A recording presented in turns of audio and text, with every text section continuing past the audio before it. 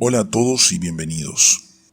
Hoy continuaremos con la segunda parte del tema la Reforma Católica, profundizando en las reformas internas de la Iglesia de Roma, el Concilio de Trento y el papel de órdenes como los jesuitas. ¿Qué implicaciones tuvieron estas acciones para la fe cristiana y la historia de la Iglesia? Quédense conmigo mientras seguimos desentrañando este apasionante capítulo. Muy bien, continuamos con la historia de Santa Teresa de Ávila. Llevada por tales visiones, decidió abandonar la encarnación y fundar también, en las afueras de Ávila, el convento de San José. Tras mucha oposición, logró que su misión fuera reconocida y a partir de entonces se dedicó a fundar conventos por toda Castilla y Andalucía, lo que le valió el mote de Fémina Andariega, símbolo de su reforma de la antigua orden de los carmelitas. Eran las sandalias que llevaban ella y sus monjas, y por las que se les conoce como carmelitas descalzas. San Juan de la Cruz colaboró estrechamente con Santa Teresa, quien a través de él pudo extender su reforma a las casas de varones. Por tanto, Santa Teresa fue la primera mujer en toda la historia de la Iglesia en fundar no solo una orden femenina, sino también otra para hombres, la de los carmelitas descalzos. Al mismo tiempo que se ocupaba de estas labores, que requerían gran genio administrativo y sensibilidad pastoral, Teresa fue una mística dedicada a la contemplación de Jesús, quien en una visión contrajo con ella nupcias espirituales. Sus obras místicas, entre las que se cuentan Camino de Perfección y Moradas del Castillo Interior, han llegado a gozar de tal autoridad que en 1970 Pablo VI la declaró doctora de la Iglesia Universal.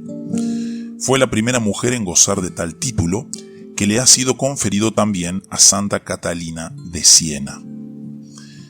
Mientras la reforma de Santa Teresa iba dirigida a la vida monástica y a la observancia más estricta de la vieja regla de los carmelitas, la de San Ignacio de Loyola, algo anterior, iba dirigida hacia afuera, en un intento de responder a los retos que su época le planteaba a la Iglesia.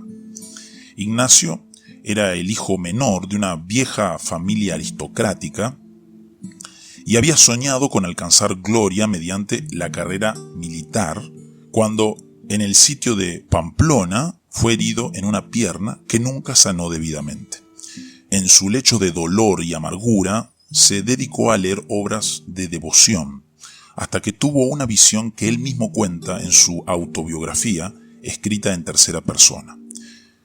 Estando una noche despierto, vi claramente una imagen de Nuestra Señora con el Santo Niño Jesús, con cuya vista, por espacio notable, recibió consolación muy excesiva, y quedó con tanto asco de toda la vida pasada, y especialmente de cosas de carne, que le pareció habérsele quitado del alma todas las especies que antes tenía en ella pintadas.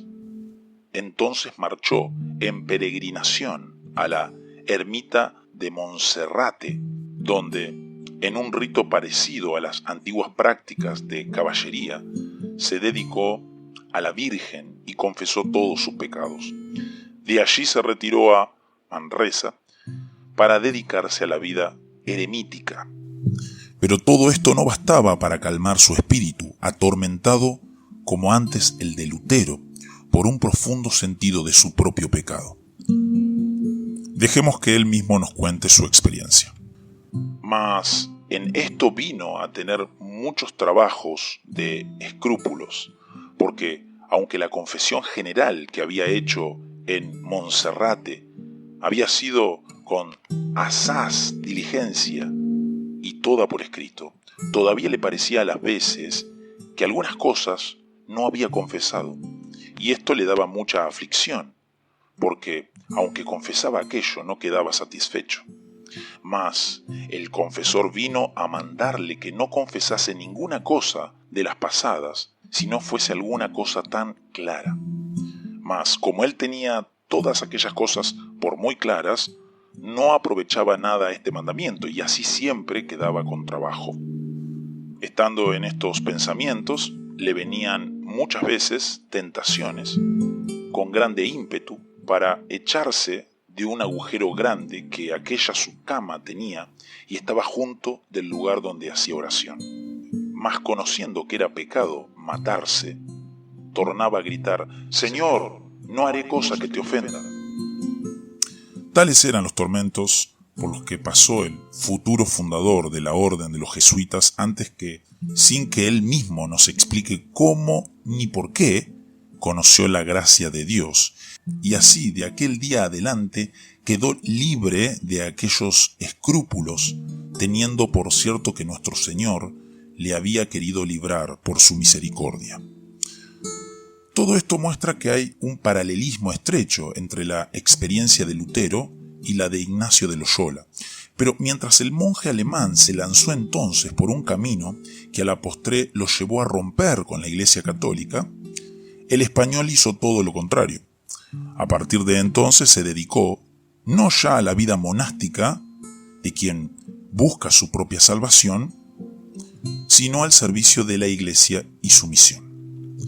Primero fue a Palestina, el lugar que durante siglos había sido el centro de atracción del alma europea, con la esperanza de ser misionero entre los turcos. Pero los franciscanos que a la sazón trabajaban allí temieron los problemas que podría crear aquel español de espíritu fogoso y lo obligaron a abandonar la región. Entonces decidió que le era necesario estudiar teología para poder servir mejor a la Iglesia.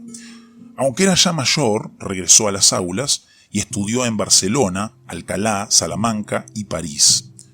Pronto se congregó alrededor de él un pequeño grupo de compañeros atraídos por su fe ferviente y su entusiasmo. Por fin, en 1534, regresó a Monserrate con sus compañeros y allí todos hicieron votos de pobreza, castidad y obediencia al Papa. El propósito inicial de la nueva orden era trabajar entre los turcos de Palestina, pero cuando el Papa Pablo III la aprobó en 1540, la amenaza del protestantismo era tal que la Sociedad de Jesús, que así se llamó la nueva orden, vino a ser también uno de los principales instrumentos de la Iglesia Católica para hacerle frente al protestantismo. Al mismo tiempo, los jesuitas no abandonaron su interés misionero y en la próxima sección de esta historia nos encontraremos repetidamente con ellos trabajando en los más remotos rincones del mundo. Como respuesta al protestantismo, la Sociedad de Jesús fue un arma poderosa. Su organización cuasi militar y su obediencia absoluta al Papa le permitían responder rápida y eficientemente a cualquier reto. Además, pronto los jesuitas se distinguieron por sus conocimientos y muchos de ellos se mostraron dignos contrincantes de los mejores polemistas protestantes. Gracias por acompañarme en esta segunda parte sobre la Reforma Católica. Al mirar la historia vemos cómo el hombre busca respuestas, pero la verdadera esperanza no está en instituciones o movimientos, sino en Jesucristo. Él es el único camino, la verdad y la vida. Si aún no has puesto tu fe en Él, hoy es el día para arrepentirte y creer en el Evangelio. Que Cristo murió por nuestros pecados, fue sepultado y resucitó al tercer día, ofreciendo salvación y vida eterna a quienes confían en Él. Que el Señor te guíe en esta verdad y nos vemos en el próximo video.